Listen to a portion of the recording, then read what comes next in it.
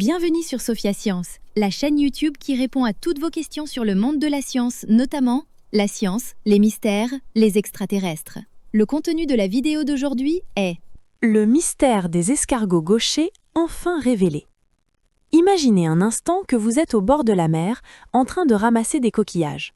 Vous en prenez un dans votre main, puis un autre, et vous remarquez que certains tournent à droite, tandis que d'autres tournent à gauche.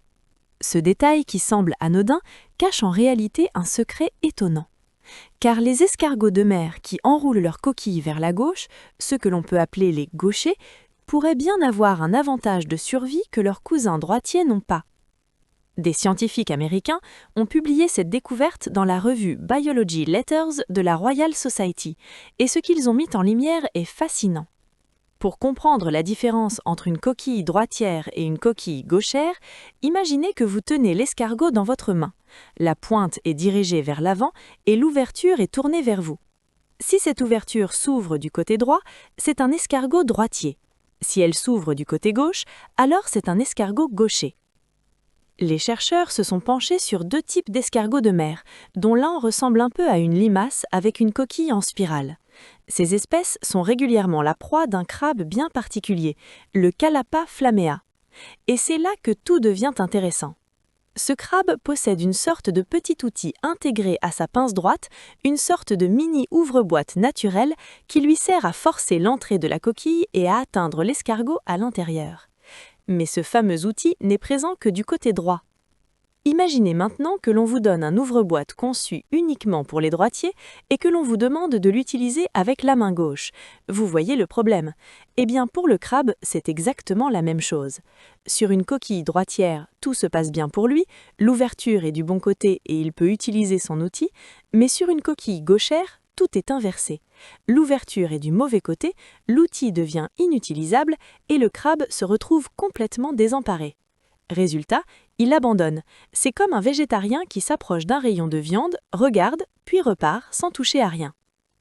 Pour comprendre si ce phénomène existait depuis longtemps, les scientifiques ont étudié des coquilles très anciennes, âgées d'1,5 million à 2,5 millions d'années, ainsi que des coquilles d'espèces actuelles. Sur 11 paires examinées, 10 montraient que les coquilles droitières avaient beaucoup plus de traces d'attaque. Les coquilles gauchères, elles, étaient presque intactes, comme si les crabes n'avaient tout simplement pas su comment s'y prendre. Une question se pose alors, et elle est cruciale en biologie évolutive. Si les escargots gauchers sont plus difficiles à manger pour les crabes, pourquoi sont-ils aussi rares? Pourquoi ne dominent-ils pas les océans? Pourquoi même, pour certaines espèces, ont-ils complètement disparu? Une des réponses possibles est que la nature ne laisse jamais un avantage durer trop longtemps. Si les escargots gauchers devenaient très nombreux, les crabes finiraient probablement par s'adapter. Ils pourraient développer une pince différente ou apprendre une nouvelle manière de saisir leur proie. Et une fois qu'ils auraient trouvé la parade, l'avantage des escargots gauchers s'évanouirait aussitôt. Ainsi, l'histoire de ces escargots nous rappelle que dans la nature, rien n'est jamais définitivement gagné. Chaque espèce évolue, s'adapte et contre-attaque. Et parfois, un simple détail comme le sens d'enroulement d'une coquille peut décider de la survie d'une lignée entière sur des millions d'années. Une petite spirale, un immense secret.